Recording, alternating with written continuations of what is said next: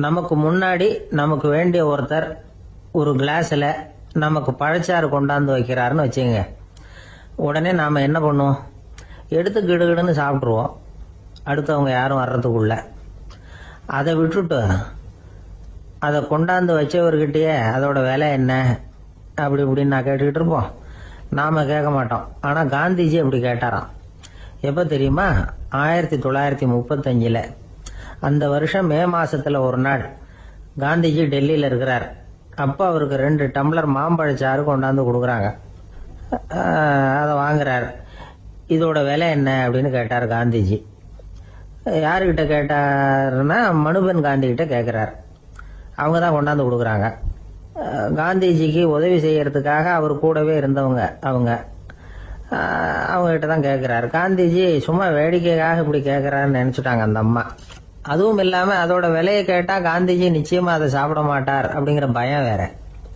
அதனால் அந்த அம்மா பதில் எதுவும் சொல்லாமல் கம்முன்னு இருந்துட்டாங்க. கொஞ்ச நேரம் ஆச்சு. அந்த பழச்சாறு வச்ச இடத்துல அப்படியே இருக்குது. வச்ச இடத்துல வச்சபடியே இருக்குது. காந்திஜி அதை சாப்பிடவே இல்லை. மனுபென் காந்தி பார்த்தாங்க. மெதுவாக காந்திஜி கிட்ட போய் அதை சாப்பிடுங்களேன் அப்படின்னாங்க. பழச்சாறு விலை என்னன்னு கேட்டேன். அதுக்கு பதில் இல்லை. அது முதல் தப்பு. பதிலை எதிர்பார்த்திருந்தும் அதை பற்றி விசாரிக்கல. அது 2வது தப்பு. இப்படி 2 தப்புகளை பண்ணிவிட்டு என்கிட்ட வந்து இதை சாப்பிடுங்கன்னு சொன்னால் அது எப்படி அப்படின்னு கேட்டாராம் காந்திஜி. மனுபென் காந்தி என்ன சொல்றதுன்னு தெரியாமல் திகைச்சு போய் நின்றுக்கிட்டு இருந்தாங்க. காந்திஜி தொடர்ந்து சொன்னாராம். இப்போ என் முன்னாடி வச்சிருக்கிற இந்த பழச்சாறு விலை சுமாராக ஒரு ₹1/2 இருக்கும். அது அந்த காலத்து மதிப்பு. இந்த பழச்சாறு இல்லாமல் கூட என்னால் இருக்க முடியும். ஆனால் அவசியமான பொருள்களை வாங்கறதுக்கு கூட சக்தி இல்லாத மக்கள் இந்த நாட்டில் நிறைய பேர் இருக்கிறாங்க. அப்படி இருக்கிறப்போ எனக்கு என்னத்துக்கு இந்த விலை உயர்ந்த பானம்? இதை இப்போ நான் சாப்பிட்டா என் உடம்பு வேணும்னா ஆரோக்கியமாகலாம், ஆனால் என் மனசு அமைதி அடையாது. எனக்கு என்னுடைய உடல் ஆரோக்கியத்தை விட மன ஆரோக்கியம்தான் முக்கியம். அதனால் இதை நான் சாப்பிட மாட்டேன், எடுத்துகிட்டு போயிடு அப்படின்னாராம். அந்த சமயத்தில் ஒரு அகதி பொண்ணு 2 குழந்தைகளோட காந்திஜியை பார்க்கறதுக்காக வந்தது. வணக்கம் சொல்லிச்சு. காந்திஜி உடனே தனக்கு முன்னாடி இருந்த பழச்சாற்றை எடுத்து அந்த பொண்ணுகிட்டையும் குழந்தைகள்கிட்டையும் கொடுத்து சாப்பிட சொன்னார். அவங்க அதை வாங்கி ரொம்ப சந்தோஷத்தோடு சாப்பிட்டாங்களாம். அதை பார்த்த காந்திஜி முகத்தில் ஒரு புன்னகை, ஒரு பரவசம், ஒரு திருப்தி. அவர் மனசு நிறைஞ்சிருந்தது. அப்போ அவர் சொன்னாராம், ஆண்டவன் எனக்கு எப்பவும் சரியான சமயத்தில் கை கொடுப்பாருங்கிறது அதுக்கு இதுதான் அத்தாட்சி. நான் ஒரு இக்கட்டான சூழ்நிலையில் இருக்கிறப்ப கூட கடவுளின் கருணையால் அந்த சூழ்நிலை என்னை பாதிக்கலை. என் கூட இவ்வளவு நாள் பழகியும் கூட இங்கே இருக்கிறவங்க எனக்கு அதிக விலை உள்ள பழரசத்தை கொடுத்தாங்க. ஆனால் சரியான நேரத்தில் அதை சாப்பிட வேண்டியவங்களை என்கிட்ட அனுப்பி வச்சு என்னை சந்தோஷப்படுத்தினார் கடவுள். அவருக்கு நன்றி அப்படின்னாராம் மகாத்மா காந்தி. உடல் ஆரோக்கியத்தை விட மன ஆரோக்கியம்தான் எனக்கு முக்கியம்னு சொன்னார் பாருங்க. அதை நாம் எல்லாரும் மனப்பூர்வமாக இன்னைக்கு சிந்திச்சு பார்க்கணும். இந்த காலத்தில் எல்லாரும் அப்படியா நினைக்கிறாங்க? எனக்கு தெரிஞ்ச ஒருத்தர் இருந்தார். தினமும் காலையில் அவர் காபி சாப்பிட உட்கார்ற நேரத்தில் பக்கத்து வீட்டுக்காரர் வந்து சேருவார் கரெக்டாக. உடனே அவரும் தனக்குன்னு வந்திருக்கிற காப்பியை எடுத்து மனப்பூர்வமாக பக்கத்து வீட்டுக்காரர்கிட்ட கொடுத்துருவார். அதுக்கப்புறம் அவருக்காக வேற காப்பி போட்டு கொண்டாந்து கொடுத்தாலும் வேண்டான்னு சொல்லிடுவார். ஆண்டவனா பார்த்து சரியான நேரத்தில் அவரை எங்கள் வீட்டுக்கு தினமும் அனுப்பி வைக்கிறார் அப்படிம்பார். ஏன் அப்படி சொல்கிறீங்க அப்படின்னு கேட்டோம் ஒரு நாள். அதுக்கு அவர் சொல்கிறார், எனக்கு என்னோட உடல் ஆரோக்கியம்தான் முக்கியம். இதை கடவுள் புரிஞ்சுக்கிட்டு எங்கள் வீட்டு காப்பியை சாப்பிட்றதுக்கு தினமும் அடுத்த வீட்டுக்காரனை அனுப்பி வைக்கிறார் அப்படின்னார். ஐயா, என்னுடைய நூல் வெளியீட்டு விழாவுக்கு அவசியம் நீங்கள் வரணும் அப்படின்னு கூப்பிட்டார் ஒருத்தர். எப்போ வரணும்னு கேட்டேன். அடுத்த வாரம்னார். சரி, புத்தகம் தயாராகிட்டுதா அப்படின்னு. நாளைக்கு தான் அச்சிக்க கொடுக்க போறேன்னார். என்னங்க இது, புத்தகம் அச்சிடுறதுக்கு முன்னாடியே அழைப்புதழை வந்து அச்சடிச்சு விட்டீங்களே அப்படின்னு கேட்டேன். அதனால என்னங்க, அந்த காலம் மாதிரியா போலாம். அச்சுக்கலை வந்து எவ்வளவோ முன்னேறியாச்சுங்க. Linotype, monotype, phototype, laser, இப்படி என்னென்னமோ வந்தாச்சு. இன்னைக்கு கொடுத்தா நாளைக்கே புத்தகம் தயார் அப்படின்னார். இப்படி இந்த அளவுக்கு முன்னேறி இருக்கிற இந்த அச்சுக்கலை ஆரம்பத்தில் எப்படி இருந்தது தெரியுமா? அந்த காலத்துல காகிதம்னா என்னன்னே தெரியாது. அப்படி ஒன்று கண்டுபிடிக்கப்படவே இல்லைப்போ. அப்பெல்லாம் எதையாவது ஒண்ணு எழுதணும்னா அதுக்கு ஆட்டு தோலை தான் பயன்படுத்தி இருக்கிறாங்க. கண்ணுக்குட்டி தோல் கூட அதுக்கு உபயோகப்பட்டுதான். ஐரோப்பாவில் இருந்த பாதிரியார்கள் தோல்ல எழுதப்பட்ட புத்தகத்தை தயாரிக்கிறதுல ரொம்ப கெட்டிக்காரங்களாம். எகிப்து, அப்புறம் மத்திய தரைக்கடல் ஓரத்துல உள்ள நாடுகள், இங்க எல்லாம் தோல் தான் எழுது பொருளா பயன்பட்டு வந்திருக்குது. ஆனா நம்ம நாட்டுல ஓலைச்சுவடிகளை எழுத்துக்கு பயன்படுத்தி இருக்கிறாங்க. எழுதுறதுக்கு தோலை பயன்படுத்தினவங்க பிறகு பேப்பரைஸ் அப்படிங்கிற கோரை புல்ல அதுக்கு பயன்படுத்தினாங்களாம். இதெல்லாம் அப்படி கொஞ்சம் கொஞ்சமா கண்டுபிடிச்சிட்டு வந்திருக்கிறாங்க. அந்த புல்லை கச்சிதமா நறுக்க வேண்டியது, நல்லா பதப்படுத்த வேண்டியது, அதுக்கப்புறம் அதுல எழுத வேண்டியது, அவ்வளவுதான். பேப்பருங்கிற சொல்லே இந்த பேப்பைரஸ் அப்படிங்கறதுல இருந்து வந்ததுதான். அதுக்கப்புறம் தான் காகிதம் வந்தது. இத முதல்ல சீன நாட்டில தான் கண்டுபிடிச்சாங்க. அது வந்த பிறகு அச்சு எந்திரம் கண்டுபிடிக்க வேண்டிய அவசியம் ஏற்பட்டது. அதை கண்டுபிடிச்சவர் ஜெர்மானிய அறிவியல் அறிஞர் ஜான் கூட்டன்பர்க். அச்சு கலைக்கு அடித்தளம் அமைச்சவர் அவர் தான். ஜெர்மனியில மெயின்ஸ் அப்படிங்கிற ஊர்ல 1399 பிறந்தார். அவரோட மாமன் ஒருத்தர் உலோக வேலையில வல்லவர். அவர்கிட்ட அந்த வேலையை கத்துக்கிட்டார். அதோட வைர கற்களை பட்டை தீட்டுறதுலயும் ரொம்ப தேர்ச்சி பெற்றிருந்தார். இளம் வயசுலயே சும்மா இருக்க மாட்டாராம். எதை செஞ்சாலும் அதை திறமையா செய்வாராம். அவர் தான் முதல்ல மர அச்சு எழுத்துக்களை உருவாக்கினார். அது மேல மை தடவி பிரதிகள் எடுத்தார். அதுக்கப்புறம் உலோக எழுத்துக்கள், முதல்ல காரியம், அப்புறம் இரும்பு, அப்புறம் கலப்பு உலோகம், பிறகு அச்சடிக்கிறதுக்கு எந்திரம் ஒன்னையும் உருவாக்கினார். முதல்ல பைபிள் அச்சடிச்சார். 1468 அவர் இறந்து போனார். 16ஆம் நூற்றாண்டுல மேலை நாடுகள்ல இருந்து மர எழுத்துக்களை கொண்டுகிட்டு தமிழ்நாட்டுல கிறிஸ்தவ நூல்களை அச்சிட்டாங்க. அப்பெல்லாம் அச்சகங்கள் போதிய அளவுக்கு இங்க இல்ல. அதுக்கு என்ன காரணம்னா, இந்தியர்கள் அச்சகங்களை நடத்தக்கூடாது அப்படின்னு சட்டம். 1835 வரைக்கும் அந்த சட்டம் நடைமுறையில இருந்தது. இந்த நிலைமையில அங்கேயும் இங்கேயுமா 1-2 அச்சகங்கள் ஆரம்பமாச்சு. 1713 தரங்கம்பாடியில லூத்தரன் மிஷன் அச்சகம், அதே ஆண்டுல சென்னையில SPCK அச்சகம். இது ரெண்டும் தான் இந்தியாவில முதல்ல தொடங்கப்பட்ட அச்சகங்கள். ஆட்டுத்தோல்லையும் ஓலைச்சுவடியிலையும் எழுதப்பட்ட எழுத்துக்கள் இன்னைக்கு எங்கேயோ போயிட்டுது. ஆனா நம்ம ஊர்ல எழுத்தாளர்கள் நிலைமை தான் ஒன்னும் சொல்லிக்கிறது மாதிரி இல்ல. நம்ம ஆள் ஒருத்தர் சொன்னார், சார், நான் சொந்தத்துல ஒரு அச்சாபீஸ் வச்சிருந்தேன், இப்பவும் வச்சிருக்கிறேன். அதனால என்னுடைய படைப்புகளை புத்தகமா வெளியிடுறதுல எனக்கு ஒன்னும் கஷ்டம் இல்ல. வருஷத்துக்கு ஒரு புத்தகம் எழுதி வெளியிட்டுருவேன். 15 வருஷமா இலக்கிய உலகத்துக்கு இப்படி சேவை செஞ்சுக்கிட்டு வர்றேன். ஆனா இந்த வருஷம்தான் வாசகர்கள் எனக்கு பாராட்டு விழா நடத்தி இருக்கிறாங்க அப்படின்னார். இந்த வருஷம் அப்படி என்ன விசேஷம் அப்படின்னு கேட்டோம். இந்த வருஷம்தான் நான் எந்த புத்தகம் எழுதி வெளியிடாம இருந்தேன், அதுக்காகத்தான் எனக்கு இந்த பாராட்டு விழா அப்படின்னார். ஒரு ராஜா இருந்தார். நாடு பூராவும் நிறைய மரங்களை நட்டு வளர்க்கணுங்கிறது அவரோட ஆசை. தானே அதுக்கு முன்மாதிரியா இருக்கணும்னு நினைச்சார். அரண்மனையை சுத்தி மரங்களை நட்டு வளர்த்தார். இத பார்த்துட்டு ஜனங்களும் அவங்கவுங்க வீட்டை சுத்தி மரக்கன்றுகளை நட்டு வளர்த்தாங்க. கொஞ்ச காலத்துல ஊரு பூரா பசுமையா மாறிச்சு. எல்லாருக்கும் சந்தோஷமா இருந்தது. இது ஒரு பக்கம் இருக்கட்டும். இப்ப நான் சொல்ல போற கதை வேற.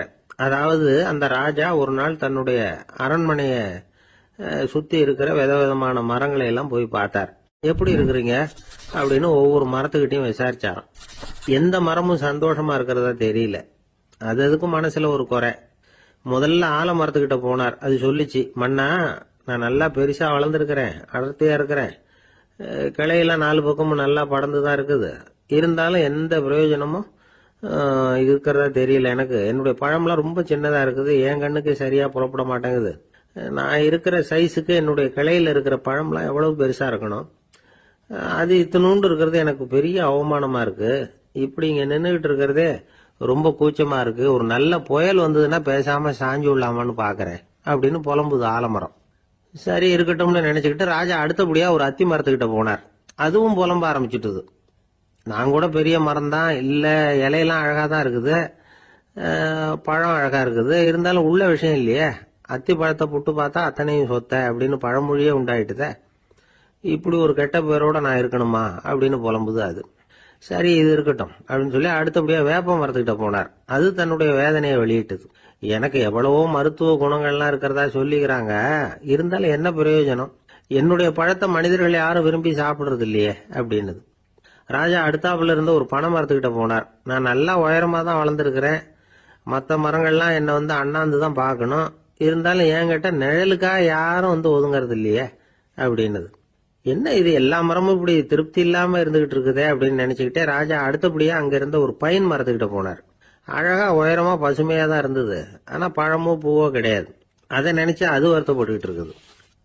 ஓக் மரம் அது ஒன்று நின்றுட்டு இருந்தது. அது என்ன சொல்லிச்சுன்னா, இலையுதிர் காலத்துல என் மேல இருக்கிற எல்லா இலைகளும் உதிர்ந்து போடுது, முடி கொட்டின மனிதர்கள் மாதிரி மொட்டையா நான் நிக்க வேண்டி இருக்குது, என்ன வாழ்க்கை இது அப்படின்னு சொல்லி அழுத்துக்கிட்டது. சரி, புளிய மரம் என்ன சொல்லுது பாப்போம்னு அதுகிட்ட போனா, என்னுடைய நிழல்ல யாருமே தங்க மாட்டாங்க, உடம்புக்கு சூடுன்னு ஒதுங்கி போயிடுவாங்க, அடிமரத்தை பாத்தீங்கன்னா பட்டையெல்லாம் உறிஞ்சி பாக்குறதுக்கே கேவலமா இருப்பேன் அப்படின்னுது அது. முருங்கை மரம் என்ன சொல்லிச்சு தெரியுமா, என்னுடைய இலை காயெல்லாம் சாப்பிட்றவங்களுக்கு சத்து கொடுக்கறது வாசம் தான், ஆனா என் உடம்புல சத்தே கிடையாது, கொஞ்சம் வேகமா காத்து அடிச்சதுன்னா முறிஞ்சு விழுந்துடுறேன், என்ன வாழ்க்கை இது அப்படின்னு சொல்லி அது வருத்தப்பட்டது. ராஜா யோசனை பண்ணார், என்ன இது, மரங்கள் பூமியின் வரங்கள்னு சொல்றோம், மழை பெய்யறதுக்கு அதுதான் காரணம், பூமி செழிப்பா இருக்கிறதுக்கும் அதுதான் காரணம், வீடு கட்டுறதுக்கு மரம், நாற்காலி செய்ய உபயோகப்படுத்துறதுக்கும் அதுதான் உபயோகப்படுது, மனுஷனுக்கு வேண்டிய ஆகாரங்களையும் கொடுக்குது, இப்படியெல்லாம் இருந்தும் எல்லா மரமும் நிம்மதி இல்லாம இருந்துகிட்டு இருக்குதே அப்படின்னு நினைச்சார். அப்போ அங்க இருந்த ஒரு மகிழ மரம் அவர் கண்ணுல பட்டது. அந்த மரம் மட்டும் கொஞ்சம் நிம்மதியா மகிழ்ச்சியா இருக்கிறது மாதிரி தெரிஞ்சுது. உடனே ராஜா அதுகிட்ட போனார். உனக்கு மனசுல எதுவும் குறை இல்லையான்னு கேட்டார். இல்ல, நான் சந்தோஷமா தான் இருக்கேன்னு அந்த மகிழ மரம். அப்படியான்னு ஆச்சரியமா கேட்டார் ராஜா. ஆமா மன்னா, இந்த இடத்துல நீங்க ஒரு முருங்கை மரத்தையோ வேப்ப மரத்தையோ கூட நட்டிருக்கலாம், ஆனா இந்த இடத்துல நடுறதுக்கு என்ன தேர்ந்தெடுத்திருக்கிறீங்க, அதுவே எனக்கு பெருமை, அதுவே எனக்கு திருப்தி அப்படின்னு தான் மகிழ மரம். மகிழ மரம் சாதாரணமா தான் இருக்கும், இளம் மஞ்சள் நிறத்துல பூக்கள், அது காய்ந்தும் மனம் வீசும். மகிழ மரம் மாதிரி மன திருப்தியோட வாழறதுக்கு நாம கத்துக்கணுமா. நாம இந்த உலகத்துல ஒரு நாயாவோ நரியாவோ கூட பிறந்திருக்கலாம், மனுஷனா பிறந்திருக்கிறோம், அதுவே பெருமை தானே. இந்த நிறைவு தான் மகிழ்ச்சியின் ரகசியம். ஒரு பையன் அப்பா கிட்ட போய், அப்பா நீங்க இந்த உலகத்துல ஒரு மனுஷனா பிறந்தது என்னோட அதிர்ஷ்டம் நானா. ஏண்டா அப்படி சொல்றேன்னு இருக்காரு அப்பா. நீங்க ஒரு கரடியா பிறந்திருந்தா இந்நேரம் நானும் ஒரு கரடி குட்டியா தானே இருந்திருப்பேன் அப்படின்னு நானா பையன். இந்த உலகத்துல நாம நல்லபடியா இருக்கணும்னா அதுக்கு முக்கியமா தேவைப்படுறது ரெண்டு, ஒன்னு செல்வம், இன்னொன்னு அறிவு. சரி, இது ரெண்டுல சிறந்தது எது அப்படின்னு ஒரு கேள்வி கேட்டா என்ன பதில் சொல்றது? இதே கேள்விய ஹஸ்ரத் அலி அவர்கள் கிட்ட கேட்டாங்களாம். அவர் ஒரு பெரிய அறிஞர். கேள்வி கேட்டவங்களும் சாதாரண ஆட்கள் இல்லை, இவங்களும் அறிஞர்கள். ஒரு நாள் ஹஸ்ரத் அலி அவர்கள்கிட்ட 10 அறிஞர்கள் வந்தாங்களாம். ஐயா, நாங்க 10 பேரும் உங்ககிட்ட ஒரே கேள்வியை தான் கேட்க வந்திருக்கிறோம், ஆனா எங்க 10 பேருக்கும் நீங்க தனித்தனியா பதில் சொல்ல முடியுமா அப்படின்னு கேட்டிருக்காங்க. அதாவது அவங்க ஒரே கேள்விக்கு இவர்கிட்ட இருந்து 10 விதமான பதில் எதிர்பார்க்கறாங்க. சரி கேளுங்க, என்ன கேள்வி அப்படின்னாரு அவர். அப்பதான் அவங்க கேட்டாங்களாம், செல்வம் அறிவு இது ரெண்டுல சிறந்தது எது, இதுதான் கேள்வி. ஹஸ்ரத் அலி என்ன பண்ணார் தெரியுமா, அவங்கள ஒவ்வொருத்தரா கூப்பிட்டார், ஒவ்வொரு விதமான பதில சொல்லி அனுப்புனார். முதல்ல ஒருத்தரை கூப்பிட்டார், சொன்னார், அறிவுங்கிறது தீர்க்க தரிசிகள், ஞானிகள், மகான்கள் இவங்களோட பரம்பரை சொத்து, ஆனா செல்வம்ங்கிறது கொடுங்கோலரின் ஆயுதம், அதனால அறிவு தான் சிறந்தது அப்படின்னார். 2வது ஆளை கூப்பிட்டார், உங்ககிட்ட செல்வம் இருந்தா நீங்க தான் அதை காப்பாற்றணும், ஆனா அறிவு உங்களை எப்பவும் காப்பாற்றும், ஆகவே அறிவு தான் சிறந்தது அப்படின்னார். 3வது ஆளை கூப்பிட்டார், செல்வந்தனுக்கு எப்போதும் விரோதிகள் அதிகம், ஆனா அறிஞனுக்கு நண்பர்கள் அதிகம், அதனால அறிவு தான் சிறந்ததுன்னார்.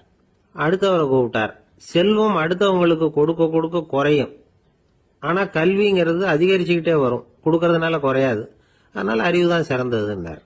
இன்னொருத்தரை கூப்பிட்டார், அறிவுள்ளவன் எப்பவும் அதை அடுத்தவங்களுக்கு வாரி வழங்கிக்கிட்டே இருப்பான், அதனால அவங்ககிட்ட தாராளத்தன்மை இருக்கும், ஆனா செல்வந்தன் கிட்ட கஞ்சத்தனம் தான் இருக்கும், அதனால அறிவு தான் சிறந்ததுன்னார்.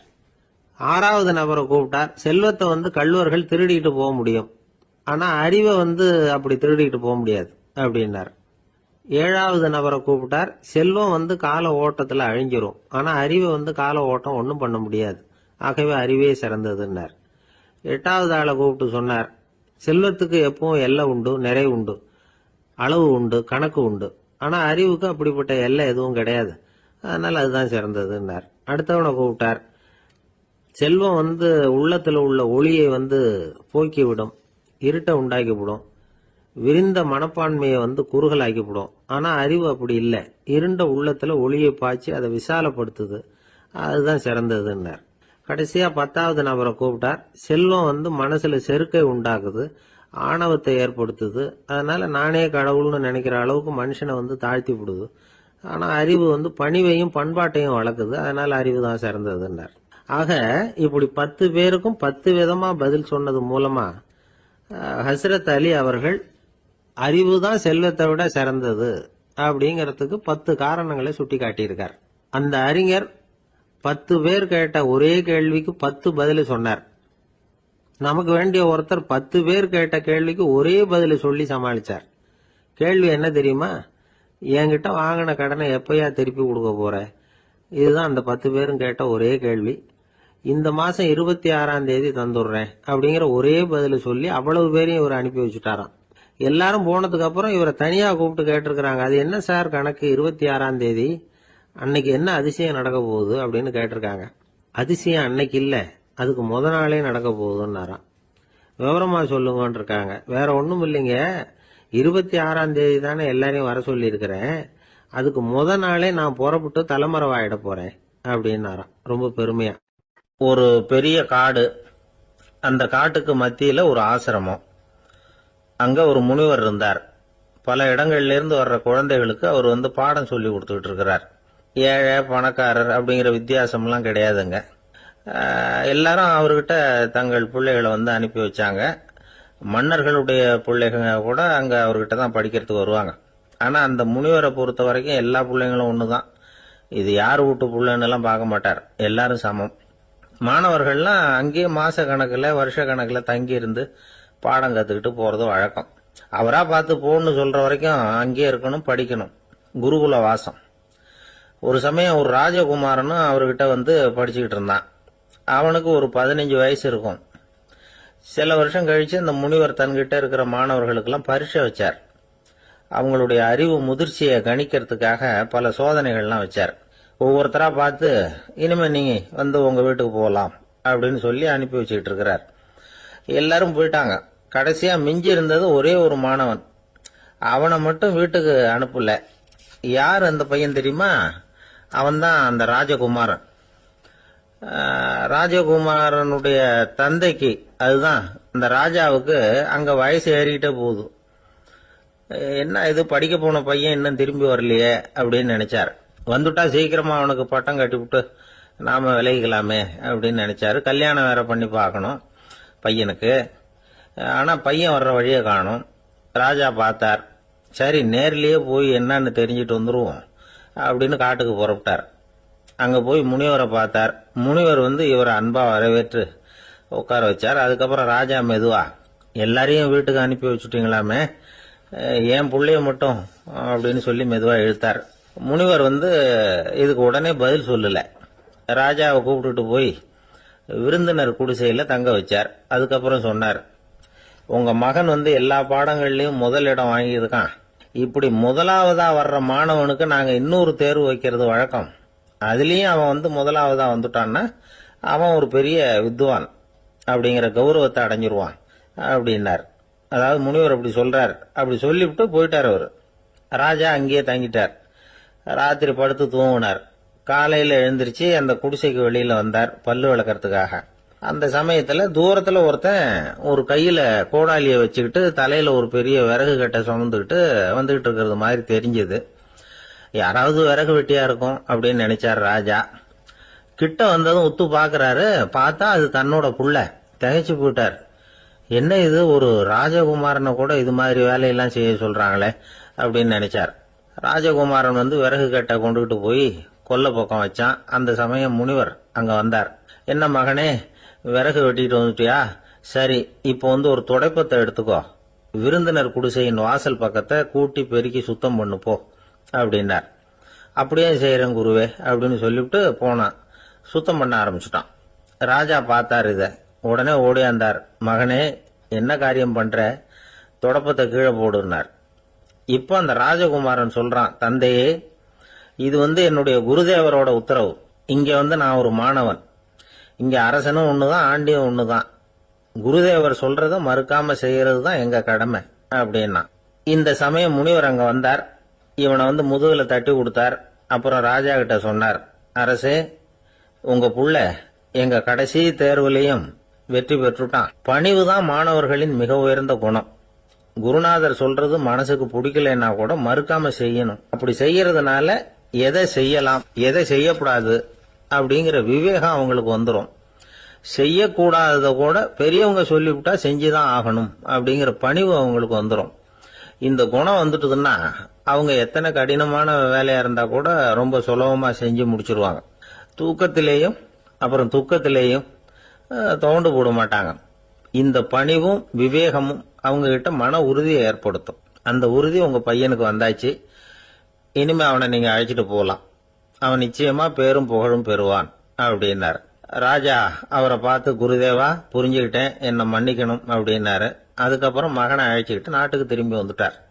இந்த கதைய இன்று ஒரு தகவல்ல சொல்லுங்க சார், உங்க நிகழ்ச்சியில சொல்லுங்க சார் அப்படின்னு சொல்லி மாணவர்கள் கேட்டா, பணிவா இருக்கிறது எப்படி அப்படிங்கறத புரிஞ்சுக்குவாங்க அப்படின்னு சொன்னார் ஒருத்தர். சரி சொல்லுவோம், அதுக்கு முன்னாடி நேர்லயே ஒரு பையன்கிட்ட சொல்லி பார்க்கலாமே அப்படின்னு தோணுச்சு. உடனே ஒரு பையனை கூப்பிட்டோம். ஏன்பா, உங்க வாத்தியார் உனக்கு இது மாதிரி ஒரு பரீட்சை வச்சா என்ன பண்ணுவேன் அப்படின்னு கேட்டோம். நானும் அப்படிதான் சார் நடந்துக்குவேன், விறகு வெட்டுவேன், தொடப்பத்தினால கூட்டி சுத்தம் பண்ணுவேன், உடனே செஞ்சு முடிச்சிருவேன் சார் அப்படின்னா. பலே பரவாயில்லையே அப்படின்னோம். ஆமா சார், அப்படி செஞ்சாதானே வீட்டுக்கு அனுப்புவார், இல்லைன்னா இன்னொரு வருஷம் இங்கே இருந்து படின்னு சொல்லி விடுவாரு, அதனால அப்படி செய்வேன் அப்படிங்கிறான் அந்த பையன். காலை நேரம், கடற்கரை ஓரம், காலை வீசிக்கிட்டு கையை வீசிக்கிட்டு ஏதோ சண்டைக்கு போற சிப்பாய் மாதிரி எல்லாரும் நடந்து போயிட்டு இருக்கிறாங்க. நடைப்பயிற்சி. அதுல நமக்கு தெரிஞ்ச ஒருத்தர் எதிரில் வந்தார் ரொம்ப வேகமா.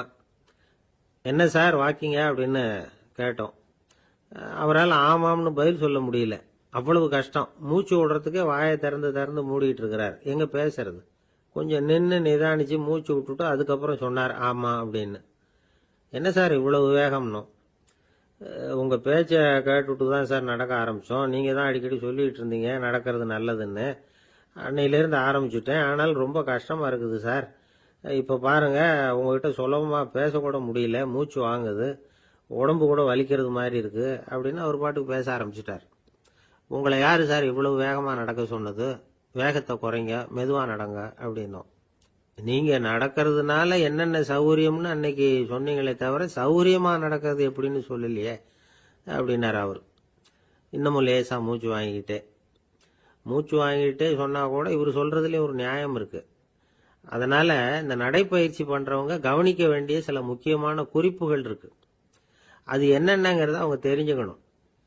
அது தெரிஞ்சு வச்சுக்கிறது நல்லது. இதெல்லாம் மருத்துவ நிபுணர்கள் சொல்ற குறிப்புகள். அவங்க என்ன சொல்றாங்க தெரியுமா? உங்க வயசு 40க்கு மேலையா? உங்க எடை இருக்க வேண்டியதை விட 10 கிலோ அதிகமா இருக்குதா? நீங்க புகை பிடிக்கிறவரா? இதய நோய், ரத்த நாள நோய், உயர் ரத்த அழுத்தம் இப்படி ஏதாவது உங்களுக்கு உண்டா? அப்படின்னா நீங்க உங்க இஷ்டத்துக்கு வரிஞ்சு கட்டிக்கிட்டு நடைப்பயிற்சி பண்ண ஆரம்பிச்சிடாதீங்க. முதல்ல ஒரு மருத்துவ பரிசோதனை பண்ணிக்கோங்க, அதுதான் நல்லது அப்படின்னு அவங்க சொல்றாங்க. நடக்கிறப்போ, உடற்பயிற்சி செய்யறப்போ மார்பு பகுதியில அல்லது வேற எங்கேயாவது தொடர்ந்து வலி இருந்ததுன்னா பயிற்சியை நிறுத்தி விட்டு டாக்டரை போய் பார்க்கணும். நடைப்பயிற்சி பண்றப்போ உங்க சக்திக்கு தகுந்த மாதிரி மெதுவா அதிக கஷ்டம் இல்லாம முன்னேறலாம். அங்க என்ன போட்டியா வைக்கிறாங்க? முந்திக்கிட்டு போய் என்ன பண்ண போறோம்? பரிசா வாங்க போறோம். அதனால நிதானம் அவசியம் அப்படிங்கறது அவங்க ஆலோசனை. தொந்தரவு கொடுக்காத ஷூ, ட்ரெஸ் இதுகளை உபயோகப்படுத்துங்க. பாதத்துல ஆடு தசை இருக்குல்ல, அங்க ஏதாவது பிரச்சனை இருந்ததுன்னா டாக்டரை பாருங்க. இந்த பாதத்துல வலி வரும் அந்த இடத்துல. வெயில் காலமா இருந்தா தலைக்கு தொப்பி வச்சுக்கோங்க. பனியில நடந்தாலும் அப்படித்தான், தலையை பத்திரமா பாத்துக்குங்க. நம்ம கிட்ட ஏதோ கொஞ்சம் உருப்படியா தெரியறது அதுதானே. உடற்பயிற்சிக்கு முன்னாடி பின்னாடி பயிற்சி செய்யறப்போ நிறைய தண்ணி குடிக்கலாமா. முதல் 1 மாசத்துக்கு கொஞ்சம் தளர்த்தியா சாவகாசமா நடக்கலாம். மணிக்கு 3 அல்லது 4 கிலோமீட்டர் வேகம்னு வச்சுங்களேன். அதுக்கப்புறம் வேகத்தை அதிகப்படுத்தலாம். மணிக்கு 6 அல்லது 8 கிலோமீட்டர் அளவுக்கு நடக்கலாம். நல்லா கையை வீசிக்கிட்டு நடக்கணும். மூச்சு விடுற எண்ணிக்கை அதிகரிக்கணும். இது மாதிரி ஒரு 30 நிமிஷம் நடக்கலாம். தனியா நடந்து போறதுக்கு உங்களுக்கு என்னமோ மாதிரி இருக்குதா? கூட யாரையாவது சேர்த்துக்குங்க, ஒரு குரூப்பா சேர்ந்து போகலாம். நடக்கிறதுங்கிறத ஒரு சந்தோஷமான சமாச்சாரமா ஆக்கிக்கணும். தினம் இப்படி நடக்க வேண்டி இருக்குதே அப்படின்னு புலம்பிக்கிட்டே போகக்கூடாது. சில பேர் நடக்கிறப்போ கடந்த காலத்தை அசை போட்டுக்கிட்டே போவாங்க, சில பேர் வருங்காலத்தை அசை போட்டுக்கிட்டே போவாங்க, சில பேர் முக்கியமான திட்டம்லாம் இப்படி நடக்கிறப்பதான் தீர்மானம் பண்ணுவாங்க. நடக்கிறதுனால மன இறுக்கம் குறையுது, பரபரப்பு குறையுது, மன ஆற்றல் பெருகுது, தன்னம்பிக்கை வளருது, முதுமை தள்ளி போகுது, செயல்திறன் அதிகரிக்குது. இதை தவிர உடம்புக்கும் பல விதமான சௌகரியங்கள் ஏற்படுது. அதனால இதுவரைக்கும் நடக்க ஆரம்பிக்காதவங்க இனிமே இந்த குறிப்புகளை கவனத்தில் வச்சுக்கிட்டு நடக்க ஆரம்பிச்சுடலாம். சார்லஸ் லேம்ப் அப்படின்னு ஆங்கில இலக்கிய மேதை ஒருத்தர், அவர் ஒரு தரம் உடம்பு சரியில்லைன்னு டாக்டர் கிட்ட போனாராம். டாக்டர் அவரை பார்த்துட்டு, நீங்க தினமும் காலையில வெறும் வயத்துல நடக்கணும் அப்படின்னாராம். வெறும் வயத்துல நடக்கிறதுக்கு நான் தயார், ஆனா வயிறு கிடைக்கணுமே சார், யார் வயத்து மேல நடக்கிறது டாக்டர் அப்படின்னு கேட்டாராம் இவர். ஒரு நண்பர் யாருக்கோ போன் பண்ணிட்டு இருந்தார். அவர் பேசி முடிச்சதும் நான் அவரை பார்த்து, இப்போ போன் பண்ணீங்களே அந்த போன் நம்பர் என்ன அப்படின்னு கேட்டேன். அவரு தலையை சொரிஞ்சுக்கிட்டார், ஞாபகம் வரலன்னார். சரி சார் அதை விடுங்க, உங்க மனைவி பேர் என்ன அப்படின்னு கேட்டேன். மாலதின்னார். என்ன சார் இது வேடிக்கை, கொஞ்ச நேரத்துக்கு முன்னாடி பேசின போன் நம்பர் மறந்து போச்சு, எப்போ கல்யாணம் பண்ணிக்கிட்ட மனைவி பேர் மறக்கல, அதை கரெக்டா சொல்லிவிட்டீங்களே அப்படின்னு கேட்டேன். அவரு என்ன ஒரு மாதிரியா பார்த்தார். அவரு அப்படி என்ன பார்த்ததுல ஒன்றும் தப்பு இல்லை, ஏன்னா நாம எல்லாருமே அப்படித்தானே. ஒரு குறிப்பிட்ட காரியத்துக்காக தொலைபேசியில ஒருத்தட்ட பேசுறோம், அதுக்கப்புறம் அந்த எண் நமக்கு அனாவசியம், அதனால மறந்துடுறோம். இதுக்கு பேர் தான் தற்காலிக ஞாபகம். ஆனா மனைவி பேரை மறந்துட முடியுமா? முடியாது. அது அவசியமான ஒண்ணு. அடிக்கடி அந்த பேரை உபயோகப்படுத்துறோம், அதனாலேயும் அது முக்கியங்கிறதுனாலேயும் அதை மறக்கிறது இல்லை. இதுக்கு பேரு நிரந்தர ஞாபகம். சரி, இந்த தற்காலிக ஞாபகம், நிரந்தர ஞாபகம், இது ரெண்டு ஞாபக அளவுகளையும் கட்டுப்படுத்துறது எது அப்படின்னா மூளைக்குள்ள நடக்கிற மின்சார நடவடிக்கைகள் தான். தற்காலிக ஞாபகம் ஒரு மின்னல் மாதிரி தோன்றி மறையுது, நிரந்தர ஞாபகம் ஒரு படிவம் போல மூளையில படிஞ்சுடுது. ஒரு சம்பவத்தின் பல பிரதிகள் மூளையில பல்வேறு பகுதிகளிலேயும் படியறதுனால ஒன்னு மறைஞ்சாலும் மறந்தாலும் இன்னொன்னு மறையறதில்ல. இப்படிப்பட்ட நிலைமையில தான் இந்த தொண்டையில இருக்கு, வாயில வரமாட்டேங்குது சார் அப்படிமா. ஒருத்தருக்கு எந்த துறையில ஆர்வமும் ஈடுபாடும் அதிகமோ அது சம்பந்தமான ஞாபக சக்தி அதிகமா இருக்கும். தொழிலை விரும்புகிற ஒரு டெலிபோன் ஆபரேட்டருக்கு எண்கள்லாம் நல்ல ஞாபகம் இருக்கும். அது மாதிரி கவிஞர்களுக்கு வார்த்தைகள் நல்ல ஞாபகத்தில் இருக்கும். இது ஒரு பக்கம் இருந்தாலும் ஒரு மூளை எண்களை விட எழுத்துக்களை விட படங்களை ரொம்ப சுலபமா ஞாபகத்துல வச்சுக்குது. புரிஞ்சுக்கிற தன்மை, அனுபவம், புத்தி கூர்மை இது கூடி குறையறத பொறுத்து ஞாபக சக்தியும் ஏறும் இறங்கும். இப்ப உதாரணத்துக்கு ஒரு பையனுக்கு படிச்சது எதுவும் ஞாபகத்துல இல்லைன்னா அவன் அதை சரியா புரிஞ்சுக்கலன்னு அர்த்தம். இந்த மறதிங்கிறது எந்த சமயத்துல ஒரு பிரச்சனை ஆகுது தெரியுமா? உங்களுக்கு வேண்டியப்பட்ட ஒருத்தரை ஞாயிற்றுக்கிழமை சாயந்தரம் சரியா 5 மணிக்கு கடற்கரைக்கு வர சொல்லிவிட்டு அந்த நேரத்தை மறந்துட்டா அது பரவாயில்ல, வர சொன்னதையே மறந்துட்டாதான் நிலைமை மோசம்னு அர்த்தம். இப்படி இருந்தா இது சிகிச்சை எடுத்துக்க வேண்டிய நிலைமைங்கிறத புரிஞ்சுக்கணும். ஆமா, இதுக்கும் மருந்து இருக்கு. ஆனா மூளை குறிப்பிட்ட அளவுக்கு கீழே இயங்குறப்போ இன்னொன்னு சொல்லுவாங்க, இந்த நியூரோ டிரான்ஸ்மிட்டர் அப்படின்னு சொல்லுவாங்க. அப்படிங்கிற மூளை ரசாயனம் ரொம்பவும் குறைஞ்சி போறப்போ மட்டும்தான் உபயோகப்படும். டாக்டர் என்ன சொல்றாங்க தெரியுமா? மூளையை பொறுத்த வரைக்கும் அதுல ஞாபக சக்தி அதிகமா உள்ள மூளை, மறதி உள்ள மூளை அப்படின்னு ஒண்ணும் கிடையாது அப்படிங்கிறாங்க. நினைவு வச்சுக்கிறதுக்கு பயிற்சி அளிக்கப்பட்ட மூளை, பயிற்சியற்ற மூளை அப்படின்னு வேணும்னா சொல்லலாம் அப்படின்னு சொல்றாங்க. அதனால நம்ம ஞாபக சக்திங்கிறது நம்ம கிட்ட இருக்கிற பயிற்சி, முயற்சி இதை பொறுத்து தான் அமையும். ஒருத்தர் ஒரு பென்சிலை எங்கேயோ வச்சுக்கிட்டு தேடிக்கிட்டு இருந்தார். அப்புறம் என்னமோ தீவிரமா யோசனை பண்ணி அதை ஞாபகப்படுத்தி பார்த்துக்கிட்டு இருந்தாராம். எதிரில் உட்கார்ந்து இருந்தவர் சொன்னார், பென்சிலை தானே தேடிட்டு இருக்கீங்க, அது உங்க வலது காதுல இருக்குது சார் அப்படின்னாராம் அவரு. இதுக்கு அவரு சொல்லியிருக்காரு, பென்சிலை வலது காதுல தான் வச்சிருக்கேங்கிறது எனக்கு நல்லா ஞாபகம் இருக்கு, ஆனா எது வலது காதுங்கிறது தான் மறந்து போச்சு அப்படின்னாராம். அவர் அதை தான் யோசிச்சுட்டு இருந்திருக்கிறார். ஒருத்தர் ஓடி வந்தார், இன்னொருத்தரை பார்த்து, சார் உங்க சைக்கிளை ஒரு நாள் இரவல் கொடுங்களேன், பக்கத்து ஊருக்கு போயிட்டு வர வேண்டியிருக்கு அப்படின்னார். இவர் சைக்கிளை கொடுத்து பத்திரமா கொண்டுட்டு போங்கன்னார். சார் இதை பத்திரமா கொண்டு போறேன், கவலையே வேணாம், ஏன்னா இது உங்களோட சைக்கிள் அப்படின்னு நான் நினைக்கல, என்னோட சைக்கிளா நினைக்கிறேன் அப்படின்னார். அதுக்கப்புறம் தான் இவருக்கு உண்மையாவே பயம் வந்துட்டுது. ஏன்னா அவர் சொன்னது மாதிரி அதை தன்னோட சைக்கிளாவே நினைச்சு தள்ளிட்டு போட்டா என்ன பண்றது? எது எதை நம்முடையதா நினைக்கணுங்கிறதுக்கு ஒரு வரையறை இருக்கு. சில பேர் ஆபீஸையே வீடா நினைச்சு விடுறது உண்டு. அப்படிப்பட்டவங்க கூட வீட்டை ஆபீஸா நினைக்கிறது இல்ல. ஏன்னா வீட்டில் இவர் ஆபீசரா நடந்துக்க முடியறதில்ல. இதெல்லாம் ஒரு பக்கம் இருக்கட்டும். இப்போ விஷயத்துக்கு வருவோம். பொறியியல் மேதை டாக்டர் விஸ்வேஸ்வரய்யா இருந்தார் இல்லையா, பாரத ரத்னா விருதெல்லாம் கொடுத்தாங்களே. ஆபீஸ் வேலை வேற, சொந்த வேலை வேற அப்படிங்கிறதுக்கு ஒரு உதாரணமா இருந்தவர் அவர். மைசூர் மகாராஜா கிட்ட திவானா இருந்தார். அவர் ஒரு நாள் அரசாங்க வேலை காரணமா வெளியூர் போயிருந்தார்.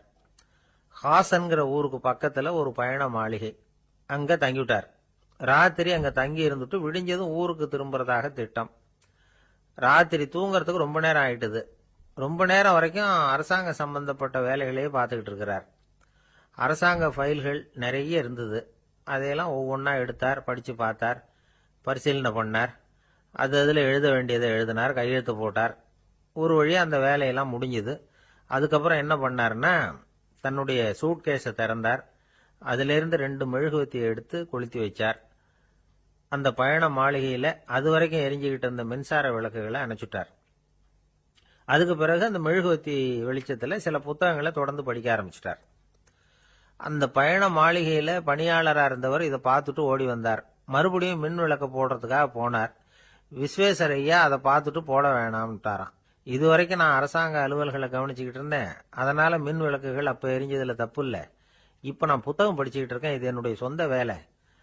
இங்க இருக்கிற மின் விளக்கு அதுக்காக ஏன் எரியணும் அப்படின்னு கேட்டாராம். இப்ப இருக்கிற சில அரசு பணியாளர்கள் கிட்ட இந்த சம்பவத்தை பேச்சோட பேச்சா சொல்லி பார்த்தேன்.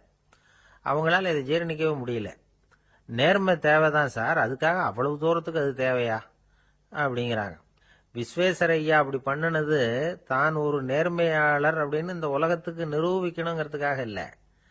தான் அப்படி நடந்து காட்டினா தன்னை சுத்தி இருக்கிறவங்களும் அதை கேள்விப்படுறவங்களும் முடிஞ்ச அளவுக்கு பொது வாழ்க்கையில அரசு பணியில நேர்மையை கடைபிடிக்க முயற்சி பண்ணலாமே அப்படிங்கிறதுக்காகத்தான். இப்பவும் சில பேர் இருக்கிறாங்க, இவங்க ஆபீஸ் வேற வீடு வேறன்னு நினைக்கிறது இல்ல, அவ்வளவு உரிமை. ஒருத்தர் அப்படிதான், அவருக்கு அவசரமா 5000 ரூபாய் தேவைப்பட்டது. ஆபீஸ் பணத்தை எடுத்துக்கிட்டார். அந்த நேரம் பார்த்து ஆடிட் வந்துட்டுது. ஆப்பிட்டுக்கிட்டார். விசாரணை நடக்குது. அவர் சொல்றார், சார் நான் நேரம் காலம் பார்க்காம ஆபீஸ்ல வேலை செய்வேன். ஏன்னா அதை என்னோட ஆபீஸா நினைக்கிறேன். அவசரத்துக்கு அந்த பணத்தை எடுத்தேன், மறுபடியும் வச்சுடலாம்னு தான் இருந்தேன். அதுக்குள்ள இப்படி ஆயிட்டுது. நீங்க என்ன நினைச்சாலும் சரி, நான் ஆபீஸ் வேற வீடு வேற அப்படின்னு நினைக்கிறது இல்ல, அது என்னோட சுபாவம் அப்படின்னார். விசாரணை பண்ணவர் தீர்ப்பு வழங்கினார். உங்க சுபாவத்துக்கு மதிப்பு கொடுத்து நானும் தீர்ப்பு வழங்குறேன். நீங்க கொஞ்ச நாள் ஜெயிலில் இருந்துட்டு வாங்க, அது உங்களுக்கு கஷ்டமா இருக்காதுன்னு நினைக்கிறேன். ஏன்னா அங்க போனாலும் நீங்க உங்க சுபாவப்படி வீடு வேற ஜெயில் வேறன்னு நினைக்க மாட்டீங்க அப்படின்னாராம். தானத்துல சிறந்தது எது அப்படின்னு ஒரு கேள்வியை கேட்டு, தானத்துல சிறந்தது நிதானம் அப்படின்னு அதுக்கு ஒரு பதிலும் சொல்றவங்க உண்டு. நிதானம் ரொம்ப அவசியம். அதுவும் இன்றைய உலகத்துக்கு ரொம்ப அவசியம். இன்னைக்கு உலகம் ரொம்ப பரபரப்பா போயிட்டு இருக்குது. பொறுமையா இருக்கணும்னு நினைக்கிறவங்களால கூட அப்படி இருக்க முடியறதில்ல. பொறுமையை சோதிக்கிறது மாதிரி பல சம்பவங்கள், அதையெல்லாம் சந்திச்சே தீர வேண்டி இருக்குது. எங்க போனாலும் கியூல நிக்க வேண்டி இருக்குது, எங்க போனாலும் காத்துக்கிட்டு இருக்க வேண்டி இருக்கு. ஆபீஸ்லயோ வீட்லயோ கூட நீங்க நிதானமா பொறுமையா நடந்துக்க தெரியலன்னா உங்களுக்கு சிடுமூஞ்சி முசுடு இப்படிலாம் பேர் வச்சிருவாங்க. அது உங்களுக்கு தேவையா? சரி, வாழ்க்கையில் பொறுமைசாலின்னு பேர் வாங்கறதுக்கு என்ன வழி?